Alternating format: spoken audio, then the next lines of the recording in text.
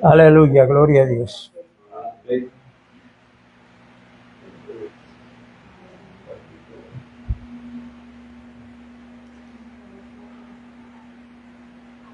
Romanos capítulo 6.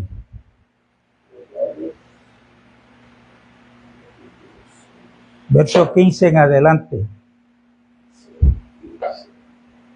Leemos en el nombre de nuestro Señor Jesucristo. ¿Qué pues? ¿Pecaremos porque no estamos bajo la ley, sino bajo la gracia? En ninguna manera. ¿No sabéis que si os sometéis a alguien como esclavos para obedecerle, sois esclavos de aquel a quien obedecéis, sea del pecado para muerte, o sea de la obediencia para justicia? Pero gracias a Dios que aunque erais esclavos del pecado, habéis obedecido de corazón aquella forma de doctrina a la cual fuisteis entregados.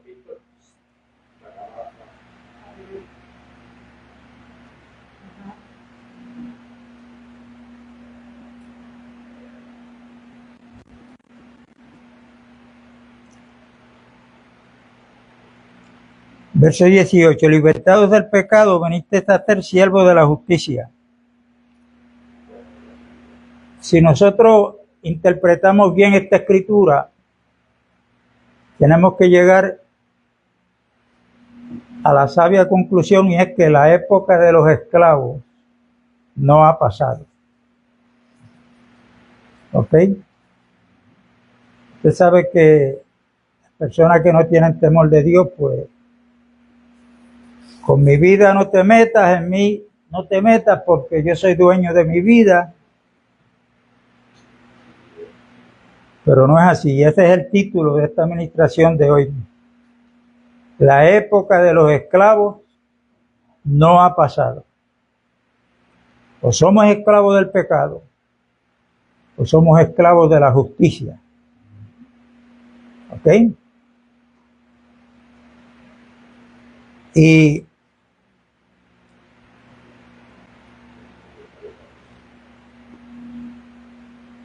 para la época de Martín Lutero,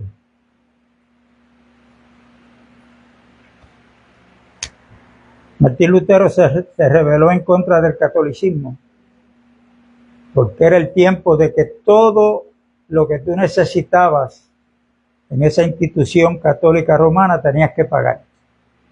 Indulgencia, hasta que Martín Lutero, leyendo la escritura en el profeta Habacuc capítulo 2, cuando leyó lo que dice Dios a través del profeta, mas el justo por la fe vivirá.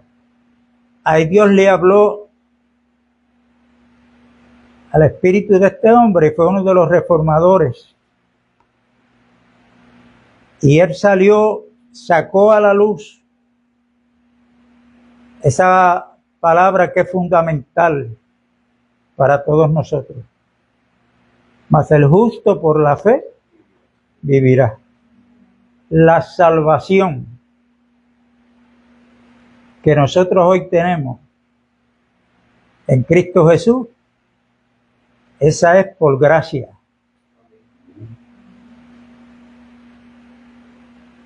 Nosotros no podemos hacer nada para añadirle a la obra de Cristo, tampoco quitarle. En esto tenemos que estar bien, pero bien claro. Porque la religión, en muchos aspectos, nos enseña que hay que hacer algo. Es como añadirle algo a lo que Cristo ya hizo. En el capítulo 11 de Mateo, Jesús dijo: vengan a mí los que estén trabajados y cansados, que yo os haré descansar. Si leemos en el libro de Génesis capítulo 1, comenzamos a ver el orden de creación. Cuando Dios comenzó a crear, dice Y fue el primer día, la tarde y la mañana, y así sucesivamente.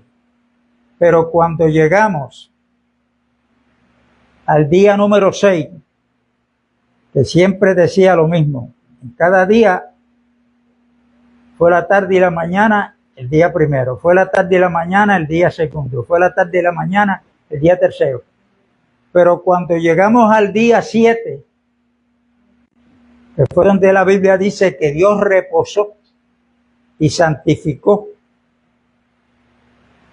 el séptimo día, ahí no vamos a encontrar que diga y fue la tarde y la mañana el día séptimo. No lo va a encontrar. ¿Y por qué? Porque el reposo de Dios es un reposo eterno. Por eso es que ahí no hay tarde y mañana el día séptimo. El reposo de Dios es un reposo eterno. Por eso es que nosotros, los creyentes, estamos reposando en la obra de Cristo que Él hizo. Y ese sacrificio que Él hizo es un sacrificio perfecto y eterno. Porque quien lo hizo es Jesucristo, que es eterno. Cuando nosotros estamos reposando en Cristo, en lo que Él hizo y lo que Él es, estamos entrando en el reposo eterno de Dios. ¿Ok? Y para el tiempo del tercer siglo al cuarto, donde ya ahí la institución católica fue adquiriendo reconocimiento, se fue extendiendo a nivel mundial, esa institución ocultó muchas cosas. Una de ellas fue que se prohibía leer las escrituras, porque los únicos que estaban capacitados eran los curas, los que pertenecían al clero del catolicismo. Esto era el papa, el cardenal, los obispos, los curas, que eran los únicos que estaban capacitados, y el que no fuera parte de ese clero y se ponía a leer la Biblia, le iba a venir una locura.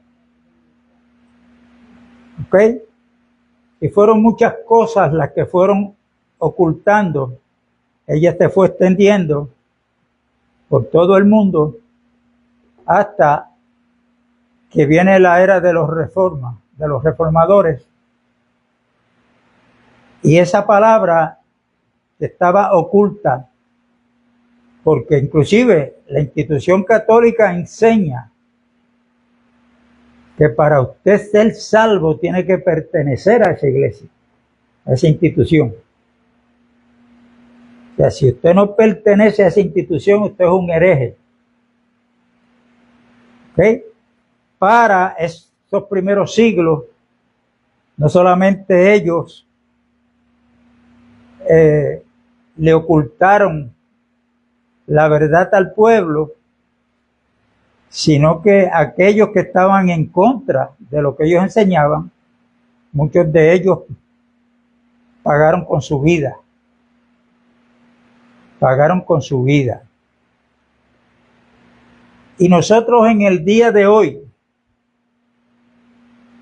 hay una palabra que yo no sé desde cuándo, pero que está oculta en las predicaciones. Y puede ser que en las predicaciones de algunos pastores o evangelistas mencionen la palabra, pero dar una explicación de lo que quiere decir esa palabra, yo no la estoy viendo ni escuchando. No quiere decir que no haya alguien que esté enseñando esto, y es la palabra Señor. Cuando yo comencé a congregarme en una congregación pentecostal, yo fui escuchando y entendiendo que a Cristo lo presentan como el Salvador. Y claro, no es que Cristo no sea el Salvador. Lo que pasa es que cuando uno lee la Biblia, no un versículo bíblico, la Biblia, se va a dar cuenta que el plan de Dios, desde que Él lo comenzó, es un proceso. Usted va a ver en diferentes tiempos que hay diferentes personas que Dios usa para seguir con su plan.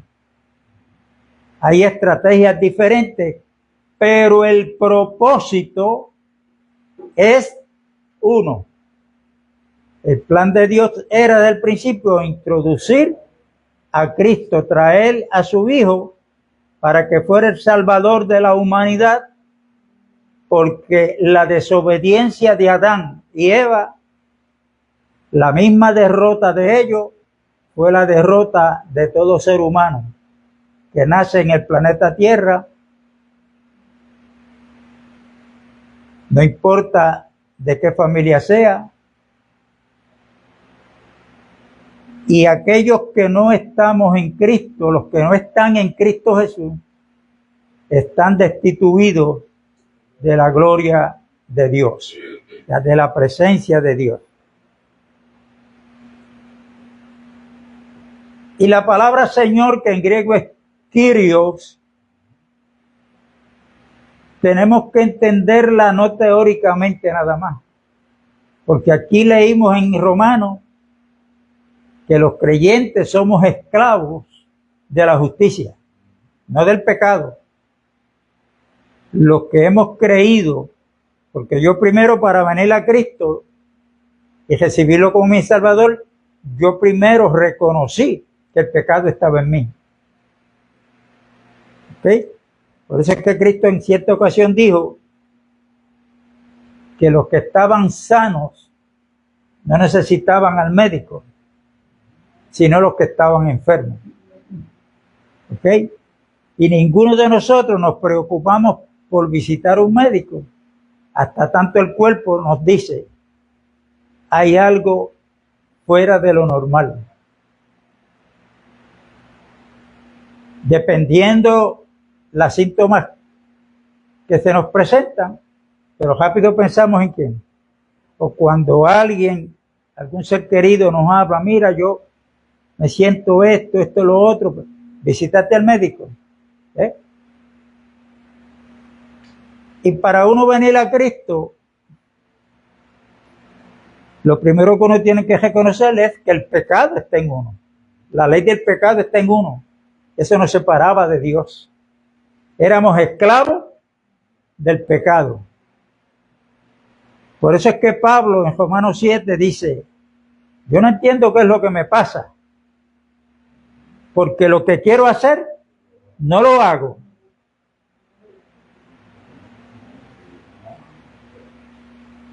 Y aquello que él pretendía hacer era portarse bien, pero era imposible, porque él estaba tratando de dominar los malos pensamientos, las obras de la carne por su propia fuerza. Hasta que él reconoció y dijo, espérate, no soy yo. Es el pecado que está en mí. ¿Ok? Es el pecado que está en mí. Y nosotros, por más crecimiento espiritual que tengamos, si es que hemos llegado como llegó Pablo, que él pudo decir, ya no vivo yo, mas vive Cristo en mí. Esa es la meta de cada uno de nosotros, que Dios nos ha puesto. Tenemos que entender que mientras nuestro espíritu y alma está en este cuerpo, la ley del pecado está en la carne. Entonces, los rusos están peleando con los de Ucrania.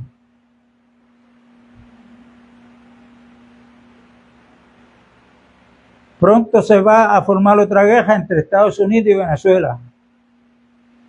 Pero nosotros los creyentes, en nuestro diario vivir, La guerra de nosotros no es fuera de nosotros, sino dentro de nosotros. Y usted dirá, wow, yo no sé cuántos están luchando aquí con un mal pensamiento, con una mala actitud. Pero cuando Pablo reconoció todo lo que había en su cuerpo negativo, exclamó y dijo, ¿quién me librará de este cuerpo de muerte? Cuando empieza el capítulo 8 de Romanos, él dice, gracias doy a Dios por Jesucristo. Gracias doy a Dios por Jesucristo, porque el hombre o la mujer no tienen la facultad para vencer la ley del pecado. Sabiéndolo Dios, después que nos convertimos, Él nos dio una ley que es superior a la ley del pecado, que es la ley del Espíritu de vida en Cristo Jesús, que me ha librado de la ley del pecado y de la muerte.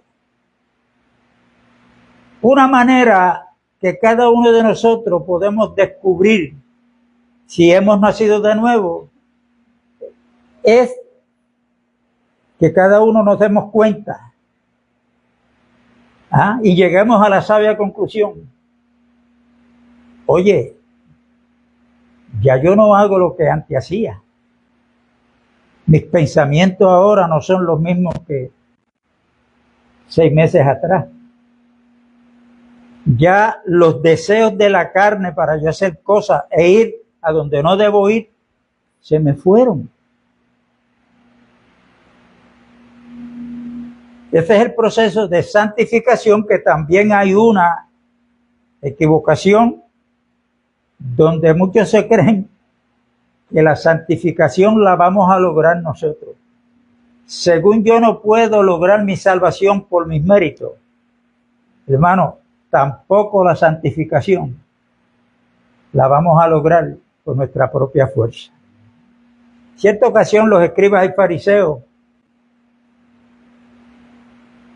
trataban de hacer mal a Jesucristo, y ellos decían que por el altar se podía jurar, pero no por la ofrenda que era puesta en el altar. Y Jesús le dijo, qué necios son ustedes. ¿Quién es el que santifica? ¿La ofrenda al altar o es la ofrenda la que queda santificada cuando es puesta en el altar?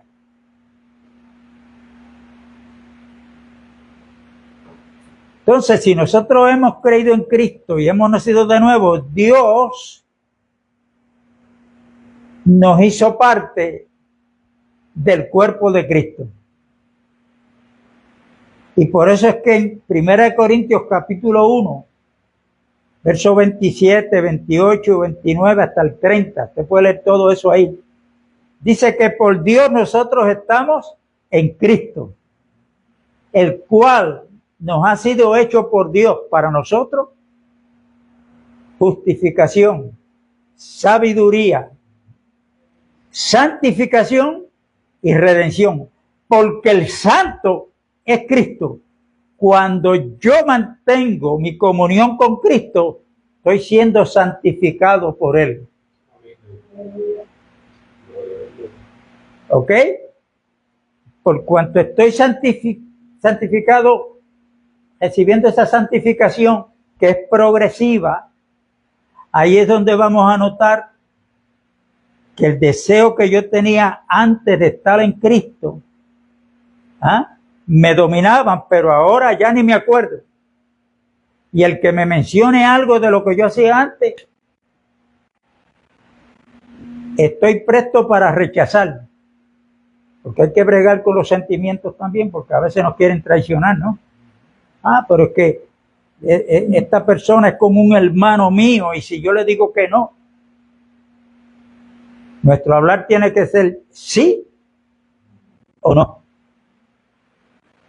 Si ofende a quien se ofenda, porque yo prefiero estar en paz con Dios y enemistado con la gente que estar en paz con la gente y enemistado con Dios. ¿Ok? Entonces, ese proceso de salvación, Dios logra en el tiempo de Dios traer a su Hijo Jesucristo al mundo. Nace en Belén de Judea, fue engendrado por el Espíritu Santo en el vientre de una mujer llamada María, hasta que nació. 6 meses después, ya había nacido Juan el Bautista.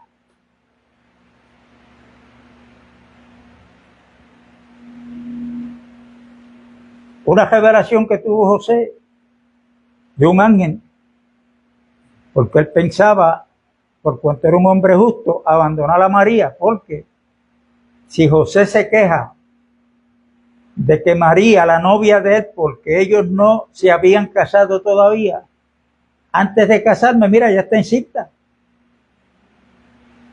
Lo que le esperaba a ella era que la iban a matar, le iban a quitar la vida. Y José lo que pensó fue esperar que llegara la noche para entonces él huir de ella y que se quedara sola con su problema, porque José sabía que aquel hijo no era de él. Pero esa misma noche, antes de José abandonar a María, se le apareció el ángel. Le dice: no, José, no la abandones, recíbela como tu esposa, porque lo que hay en el vientre de ella, del Espíritu Santo es. Entonces ahí Dios le habla a través del ángel a José, la recibe, y la razón por la cual Jesús nace en Belén de Judea es porque ahí hay un pueblo que Dios había elegido, el pueblo hebreo. ¿Y qué pueblo desobediente es? Y ese pueblo estaba bajo la ley que Dios le había dado a través de Moisés en el Sinaí. Pero la ley decía, una de las cosas que decía la ley era: el que haga estas cosas vivirá por ellas. O sea, eso era un trueque, ¿no? Yo hago buenas obras, entonces Dios me daba su bendición. Pero ¿qué pasa? Que el que se circuncidaba y no guardaba, violentaba la ley, caía bajo maldición. Por eso cuando Pablo escribe a los Gálatas, dice que Jesús nació bajo la ley. Nació de mujer para poder redimir a los que estaban bajo la ley. Esto era el pueblo hebreo. ¿Ok? Y por eso es que Cristo comienza a predicar a ese pueblo. Por eso es que él le dice a la mujer samaritana en el capítulo 4 de Juan, cuando ella le dice: tú no sabes que los judíos y los samaritanos no nos llevamos. ¿Cómo tú, siendo judío, me pides a mí agua de beber? Y una de las cosas que le dijo Jesucristo fue a esta mujer que la salvación viene de los judíos. O sea, porque Jesucristo como hombre es un judío más. Pero Cristo es el Salvador de toda la humanidad. ¿Ok? Ahora, Cristo se convierte en Salvador cuando fue a la cruz. Hay que tener mucho cuidado con esto, porque muchos están siendo engañados porque están corriendo hace tiempo detrás de evangelistas por ver los milagros, los supuestos milagros que se hacen. Y Jesús le dijo a los judíos que eran un pueblo rebelde y un pueblo que si no habían señales, siempre estaban buscando señales. Los griegos buscaban ¿qué? Sabiduría. Y los judíos lo que estaban era pendientes a las señales. Pero Jesucristo, tanto para los judíos como para los griegos, es poder de Dios y sabiduría de Dios. Cristo es el todo en todo. La sabiduría, la cual es Cristo, no es la que viene de los griegos, no es la que tiene aquel que da cátedra en la universidad o que ha ido a estudiar, ¿cómo se llama esa universidad? Harvard. Esa sabiduría es terrenal. Y con esa sabiduría no se puede entender a Dios. Al contrario, Pablo, cuando escribe la primera epístola a los Corintios, dice: ¿no ha enloquecido Dios al sabio de este mundo? Porque en la sabiduría de Dios, que es Cristo, los hombres no quisieron aceptar y creer lo que Dios tenía para todos en la persona de Cristo. Y cuando Cristo va a la cruz, fue levantado a las 9 de la mañana y a las 12, de 12 a 3 de la tarde, ahí Él se convirtió en el Salvador de toda la humanidad. A las 12, el sol dejó de alumbrar, lo que quiere decir es que Cristo, que es el sol de justicia, dejó de alumbrar porque Él estaba en manos de las tinieblas. Voluntariamente, no es que el diablo tuvo poder sobre Él. Es que de las 12 a las 3 de la tarde se cumple Isaías capítulo 53 y verso 6. Todos nosotros nos descarriamos como ovejas, cada cual se apartó por su camino, mas Jehová cargó en él el pecado de todos nosotros. Usted le hace el capítulo 53 de Isaías para que usted vea y pueda entender mejor a Juan 3:16. Porque de tal manera amó Dios al mundo que dio a su Hijo Jesucristo para que todo aquel que en Él cree no se pierda, mas tenga la vida eterna. Y a Isaías 53, de 12 a 3, es el cumplimiento de esa profecía. Y Jesucristo le dio cumplimiento a todas las profecías, a todo lo que la ley decía de Él y los salmos. Él se lo dijo a los discípulos en Lucas 24, después que resucitó, que los discípulos no, los apóstoles no, estaban en duda todavía. Y Él se lo dijo: pero ustedes no saben que yo tenía que cumplir lo que dijo Moisés en la ley, lo que hablaron los profetas y lo que dicen los salmos. Por eso es que hay muchos que leen los salmos y muchos se creen que el salmista que escribió está hablando de él. Pero son salmos mesiánicos, que de quien hablan proféticamente es de Cristo Jesús. Es de Cristo Jesús. Pero cuando Cristo muere a las 3 de la tarde físicamente, después de haber pagado el precio de nuestra salvación, después que aquel soldado romano con una lanza traspasó su costado y de esa herida salió sangre y agua. La sangre es el precio de nuestra redención.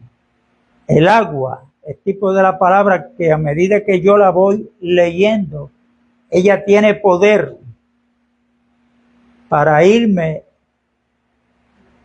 alimentando de lo espiritual y limpiarme de cosas. Se supone que cada creyente sea una persona adicta al estudio de la Biblia. Y cuando esto sucede, bien poco es lo que tiene que estar enseñando a un pastor en una congregación. Pero hay muchos en diferentes congregaciones que están haciendo algo en obediencia, no al Señor, sino al pastor de su congregación. Y no pueden decir no, porque la Biblia dice, no, el pastor de nosotros, el pastor.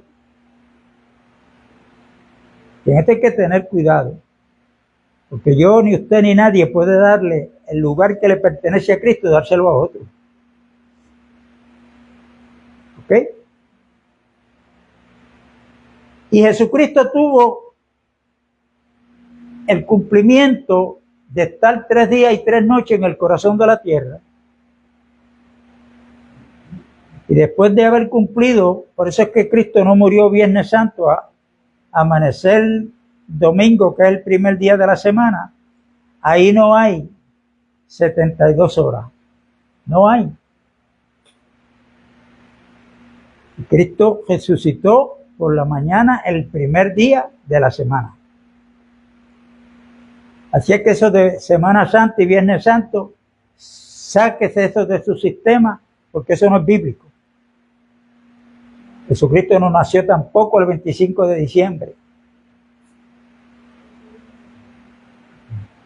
El árbol de Navidad, muchos árboles se ven bonitos, pero esos son cultos paganos. Y no hay excusa, porque mire que hay predicadores que están enseñando sobre esas fiestas paganas.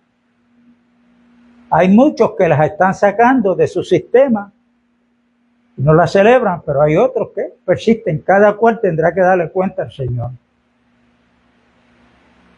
¿Ok? Cuando Cristo resucita, como yo lo he citado y está en Romanos 4:25, que lo cito mucho, que Jesucristo murió por nuestros pecados, pero fue resucitado ¿para qué? Para nuestra justificación. O sea, por la desobediencia de Adán, en el tribunal celestial, Romanos 5 dice que hubo un juicio. ¿Quién era el juez en ese tribunal? Dios. Y por cuanto Dios, cuando creó a Adán, creó un hombre corporativo. O sea, que en Adán Dios veía a toda la humanidad. Eso es un hombre corporativo. Ahora en Cristo Dios ve a todos los creyentes, los que hemos nacido de nuevo. Dios nos ve en Cristo. Por eso es que la iglesia es algo orgánico, porque tiene vida. Y esa vida es Cristo Jesús. Cuando Cristo resucita, Dios lo ascendió. La tumba está vacía, queriendo decir que la paga de nuestros pecados, Cristo la llevó a cabo, y que fue completa, perfecta y eterna, porque si no, tuvieran la tumba todavía. La resurrección, lo que quiere decir Dios es, este hizo mi voluntad. Este es mi Hijo amado, en el cual tengo contentamiento. Hizo la plena voluntad de Dios. Y por eso Él lo resucita cuando Cristo entra al lugar santísimo. No un lugar en un templo hecho por manos humanas, sino en el mismo cielo donde está Dios. Allí está sentado a la diestra de Dios. ¿Por qué Dios lo admite? Porque Cristo llevó su propia sangre y Él se presenta ante el Padre como la víctima, como el Cordero de Dios que quita el pecado del mundo. O sea, Cristo es la ofrenda y Él es el ofrendante voluntariamente por amor a nosotros. Se sentó. Cuando usted está en la calle, cansado de trabajar, ¿qué es lo primero que usted hace cuando llega a su casa? Se sienta. Cuando ya no tiene más que hacer, se sienta ¿para qué? Para descansar. Jesucristo está sentado porque ya Él no tiene que hacer algo más para salvar a la humanidad. Ahora, lo que se ha olvidado, que yo empecé hablando de algo que se ha olvidado dentro del pueblo evangélico, es que cuando Cristo, Dios lo resucitó, si usted lee Filipenses capítulo 2, dice que recibió un nombre que es sobre todo nombre. En la cruz el Salvador, pero ahora Él está vivo a la diestra del Padre y allí recibe un nombre que está por encima del Salvador. Recibió ese nombre que es sobre todo nombre, para que en el nombre de Jesús se doble toda rodilla de los que están en la tierra, en el cielo, debajo de la tierra, y para que toda lengua confiese que Jesucristo es el Señor. Pero hoy se está presentando, van muchos años, a Cristo como el Salvador nada más. Cuando yo me fui a casar con Elisa, a mí me preguntaron, ¿usted recibe a Elisa como su cocinera? No. ¿Usted recibe a Elisa como la que le va a arreglar la ropa para vestirse? No. La pregunta fue, ¿usted recibe a Elisa como su esposa? Ahora, ella como esposa me cocina, lava la ropa, está pendiente a la casa. Pero yo no la puedo tratar como trato a la nevera. La nevera es un objeto que compramos para que me diera agua fría y todo lo que yo quiero y meto ahí, que me lo dé frío. La esposa no es un objeto, es carne de mi carne y hueso de mi hueso. Lo único que tenemos funciones diferentes en el plan divino de Dios. Y esto hay que ministrarlo porque ustedes saben que ven la televisión, que oyen la radio, las noticias donde las mujeres que no le sirven al Señor, ¿qué es lo que están buscando? La igualdad. La igualdad. Antes no había mujeres bomberos, pero y hoy, no solamente bomberos, hay tenientes, hay mujeres capitanas, en la policía. Donde quiera usted ve a las mujeres buscando. Entonces, se confunde, inclusive aún dentro de las instituciones religiosas. Yo me recuerdo cuando yo comencé a congregarme, habían 2 hileras de sillas acá y 2 o 3 hileras allá. Los caballeros a la izquierda y las damas a la derecha. ¿Cuántos recuerdan eso?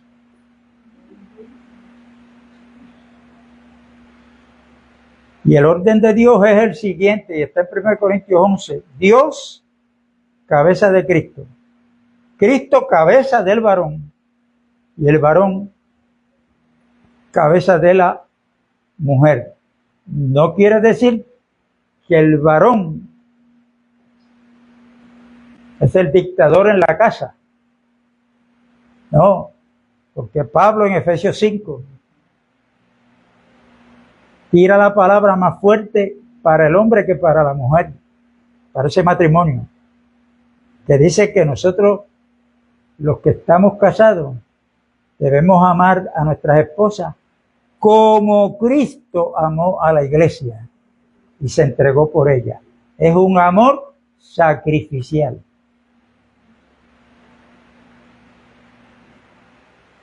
Y la mujer, pues sujeta, es la ayuda idónea. Yo voy a hacer algo, tengo dudas, pero allá aparece Elisa y me da unas ideas. Yo no digo, échate para allá, que a la mujer aquí eres tú. No, no. Yo la escucho Yo la escucho porque es compañera idónea. ¿Okay? El primer consejo para mí viene de Elisa. Yo la escucho y muchos que yo he cogido, he llegado a la conclusión que ella tenía razón. Y por eso no deja de ser mi esposa, ni yo soy. Entonces hay muchos que tienen esta enseñanza equivocada. Y esto no viene desde ahora como que la mujer hay que tratarla en un segundo plano, no. Esto viene desde siglos y siglos atrás. Y si usted viene y mira y estudia a Jesucristo, para hablar de la resurrección nada más, ¿quién fue la primera persona que dio el anuncio que Cristo había resucitado? María Magdalena, una mujer. Y el Señor la usó como apóstol. Vete, porque eso es lo que quiere decir la palabra apóstol, enviado. Vete y dile a los discípulos y a Pedro que sigan hacia Jerusalén y allá nos vemos. Ahora, escuche bien. ¿Qué significa yo reconocer que Cristo es mi Señor? Lo que yo tengo que reconocer es que quien manda en mi vida ahora no es el pecado, sino que es Cristo Jesús. Porque Él es el Señor, mi amo, mi jefe, mi máxima autoridad. No solamente de mi persona, sino de mi familia, de la casa, de todos los bienes materiales. Quien manda y debe mandar es Cristo. Es Cristo. Porque Él es el Señor. Por ejemplo, Romanos 10, que muchos lo citan, que si tú confiesas con tu boca, crees en tu corazón que Dios le levantó de los muertos, serás salvo. ¿Por qué? Porque con el corazón se cree para justicia, pero con la boca se confiesa para salvación. Ahora, hay que tener cuidado, porque eso no quiere decir que yo tengo que estar repitiendo eso. Y porque lo repito, pues soy salvo. No, porque en Lucas capítulo 6 y verso 46, Jesús dice, tú que me dices Señor, Señor, ¿por qué no haces lo que yo te digo?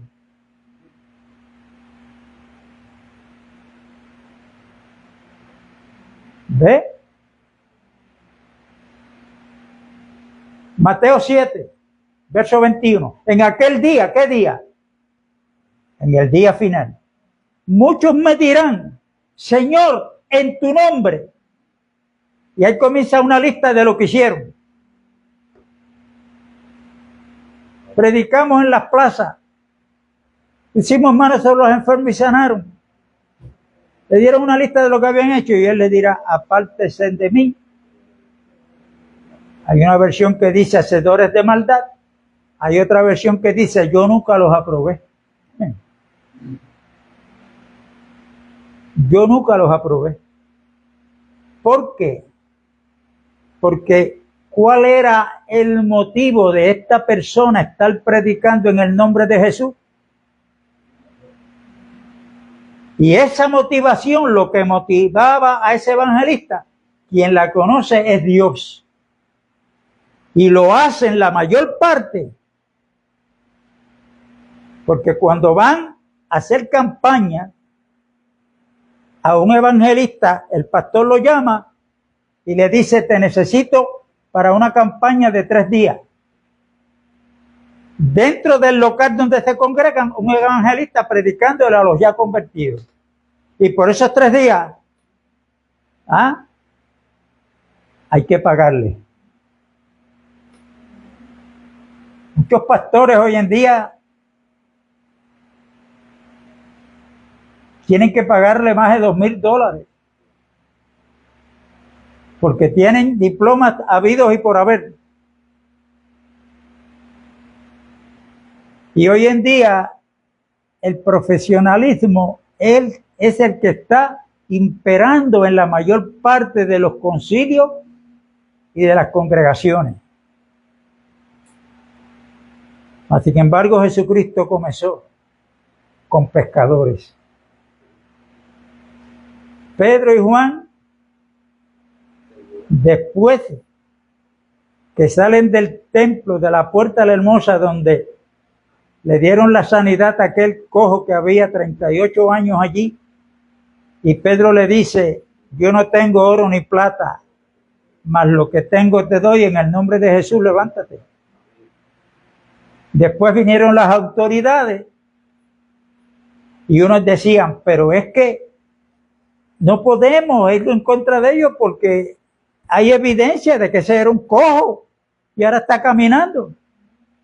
Y otra cosa que a ellos les llamaba la atención era que eran hombres del burgo, o sea, hombres sin letra,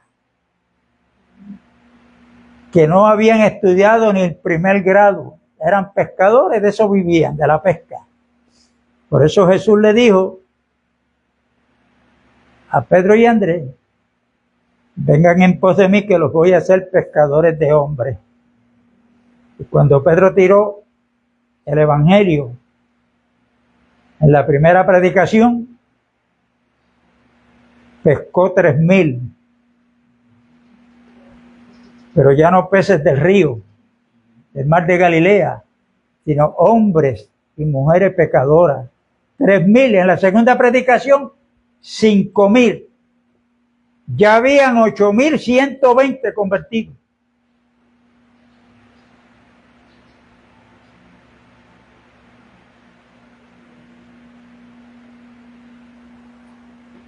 Y para los tiempos de Jesús, el pueblo judío estaba bajo el imperio romano, donde los césares habían que considerarlos como Dios. Había que postrarse y adorarlo. Y cuando el César necesitaba una Rathhoar del año,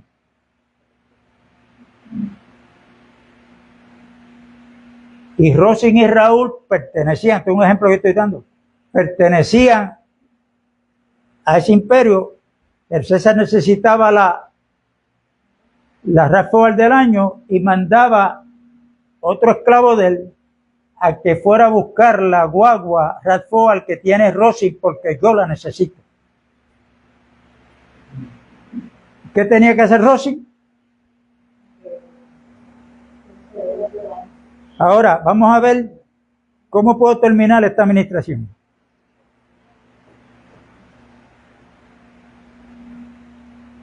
Cuando usted va y es un buscador, yo encontré que para los tiempos de antes, una de las formas en que los que eran reyes, que estaban en ese lugar de autoridad, amedrentaba a todas las demás naciones enemigos de ellos, que había un día en específico que ese rey salía en un caballo blanco pero grande, con espada en mano, pero no venía solo, venía con su ejército, no a pelear, era una demostración de poderío. ¿Ok? Era demostración de poderío, diciéndole a las demás naciones, si ustedes me atacan, miren con lo que se van a encontrar. ¿Ok? Lo contrario, cuando Cristo viene, que va a entrar a Jerusalén, vino montado, pero no en un caballo, sino en un pollino, hijo de Asna. Y el pollino, después que está domesticado, es un animal manso. Y él vino montado en un pollino. porque Él no vino a amedrentar a nadie. Él vino a cumplir la voluntad del Padre y dar su vida por nosotros, y lo llevó a cabo. Por eso muchos no lo entendían, pero como se proclama rey, y mira cómo entra a Jerusalén.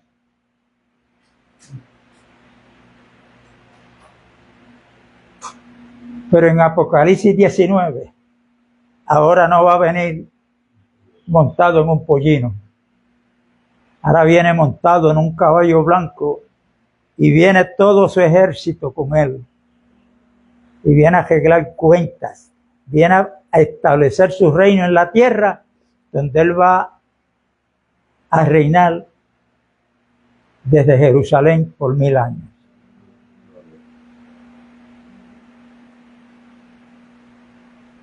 Una de las cosas que debemos de anhelar nosotros es que seamos parte de lo que habla Apocalipsis 5, cuando hay un cántico que se canta que le dice: digno eres, Señor, porque el libro no había nadie digno de abrirlo, tenía 7 sellos. Juan se echó a llorar, pero un ángel le dice: no llores, porque el león de la tribu de Judá ha vencido y eres digno de abrir su sello y abrir el libro. Y ahí hay un cántico que se canta, ¿no?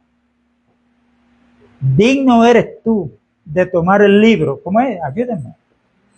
Porque tú fuiste inmolado y nos has redimido para nuestro Dios. Nos has redimido con tu sangre para nuestro Dios. Y nos has hecho reyes y sacerdotes. Y sobre la tierra reinaremos. Quien viene a reinar es Cristo con su ejército, que es la iglesia. Que si usted quiere saber y quiere formar parte, léase los 7 mensajes de la iglesia de Apocalipsis, donde hay una palabra: el que venciere. Yo le daré que se siente conmigo en mi trono, así como yo he vencido y me he sentado con mi Padre en su trono. ¿Y qué es lo que tenemos que vencer nosotros? Que ya Cristo venció al diablo, venció al pecado, venció la tumba. Nosotros tenemos que vencer las falsas enseñanzas que nos han estado dando, engañándonos. Y tenemos que vencerlas. Eso nos toca a nosotros. Eso nos toca a nosotros. Este tipo de reunión que estamos dando aquí, a evangélicos de 40, 60 años no se acostumbran. ¿Por qué? Porque los judíos, para congregarse y llevar a cabo sus cultos, como no tienen templo, ¿qué se inventaron? La sinagoga. Los musulmanes, donde quiera que están a nivel del mundo, tienen sus mezquitas, porque ese es el lugar de reunión de ellos. Y los evangélicos, si no tienen templo físico hecho por un hombre,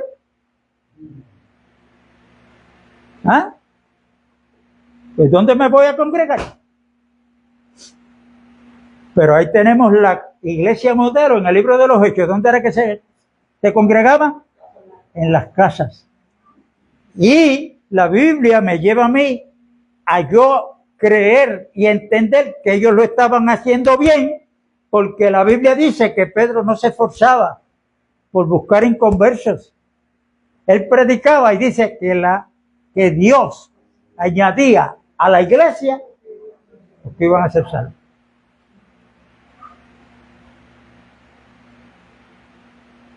Entonces, tú que me dices, Señor, Señor, ¿por qué no haces lo que yo te digo? Yo lo he dicho, lo he predicado, está en los videos, pero esto hay que repetirlo. Mateo 16, Jesucristo dijo, verso 18, ¿quién dice la gente que soy yo?, le preguntó a los discípulos. Y siguió con las preguntas hasta que Pedro contestó bien y le dice, tú eres el Cristo, el Hijo del Dios viviente. Cristo le dijo, Pedro, has contestado bien. Contestaste bien, pero fue porque no te lo reveló carne y sangre, sino mi Padre que está en los cielos. Cristo ahí le dice, y sobre esta roca yo edificaré mi iglesia. Y las puertas del Hades no prevalecerán contra ella. Pregunte, y con esto terminamos y continuamos el domingo. ¿Cuántos creen que Jesucristo dijo una mentira alguna vez? Nunca. No se halló maldad en él. En su boca menos. Porque todo lo que hablaba era verdad. Entonces, si Jesucristo dijo que él era el que iba a edificar la iglesia, cuando yo me pongo a comprar terreno y edificar un edificio ya para llamarle iglesia o templo, casa de Dios, yo estoy diciendo que Cristo mintió. ¿Sí o sí?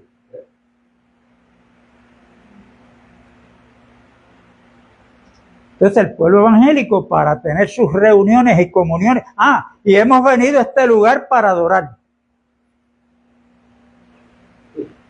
¿Qué fue lo que le dijo Cristo a la mujer samaritana? Bueno, los samaritanos adoraban en Jerezín, un monte que tenían, allí tenían un templo. Los judíos adoraban en Jerusalén, en el templo. Y Jesús le dijo, mujer, créeme que la hora viene y ahora es, que ni en ese monte ni acá en Jerusalén ya no tienen que ir a adorar allí. Mi Padre es espíritu. Y Dios está buscando adoradores que le adoren en espíritu y en verdad. Porque después que Cristo muere y resucita, ahora para yo tener esa comunión con Dios, esa relación de hijo a padre, yo no tengo que ir a ningún sitio, porque Dios le ha placido de coger este cuerpo para él por medio del Espíritu Santo morar en mi espíritu. Y esas mentiras las han estado diciendo van años, siglos, y lamentablemente muchos creyentes la siguen creyendo. No, usted no ha venido aquí a adorar. No, usted vino a reunirse aquí para escuchar la palabra y compartir con los hermanos. Pero el sitio de adoración ahora es desde nuestro espíritu. Esa relación que existe entre hijo y padre, la tenemos. ¿O no sabéis, como le dijo Pablo a los Corintios en capítulo 6 de su primera epístola? ¿O no sabéis que vuestros cuerpos son templos del Espíritu Santo y que mora en ustedes?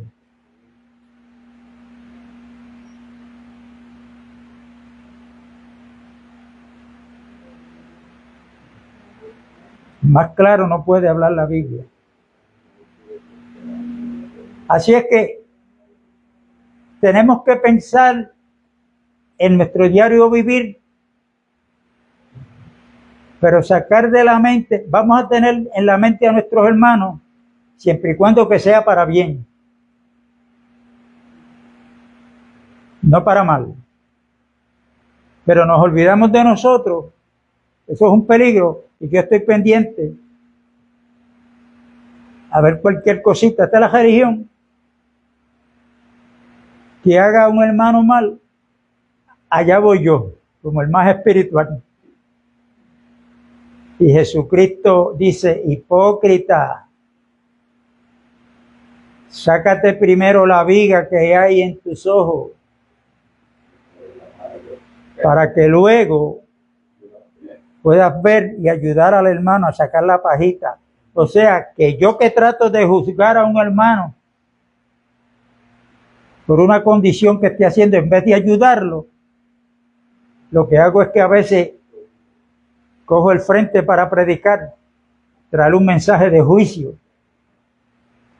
de un pensamiento ya preconcebido. Y mientras voy predicando, voy pensando en el hermano o en la hermana. Y el Señor me dice, hipócrita, sácate primero la viga. Quiere decir que allá es una pajita, pero acá yo tengo una viga que, wow. El Señor era bien radical y bien fuerte en su predicación. Pero hoy se está predicando un evangelio sin cruz. Entonces, pues, somos cristianos porque me reúno, me congrego. Pero, y eso es todo ser cristiano. ¿Qué estamos practicando? ¿Cuál es el propósito de Dios con nosotros? ¿Sabe que hay creyentes que le pasa cualquier cosa que está en contra de su voluntad? Y a veces hasta se clama a Dios como con coraje. Señor, ven o llévame.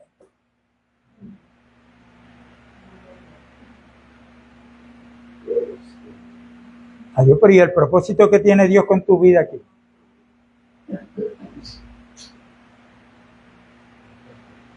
Pero como no sabemos que nosotros estamos aquí conforme a un propósito, pero ese propósito no es de nosotros, es de Dios.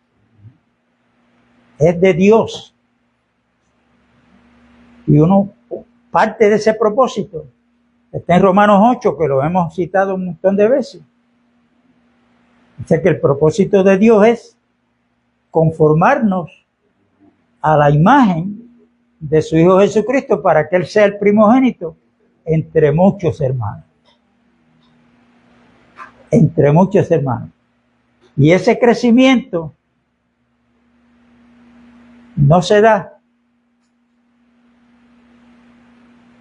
simplemente porque usted se congregue. El apóstol Pedro dice que deseemos como niños recién nacidos la leche espiritual no adulterada, para que por ella crezcamos en la salvación que se nos ha dado. En la salvación que ya tenemos. Tenemos que ir creciendo porque Jesucristo dijo, el discípulo no es mayor que su Señor, pero todo el que fuere perfeccionado será igual a su Señor. Mire a ver si ese no es el propósito que leímos ahí, que está en Romanos 8, que Dios nos quiere conformar a la imagen de su Hijo. Y este es un proceso. Y ese final es el que Pablo dice en Gálatas 2:20. Ya no vivo yo, mas vive Cristo en mí.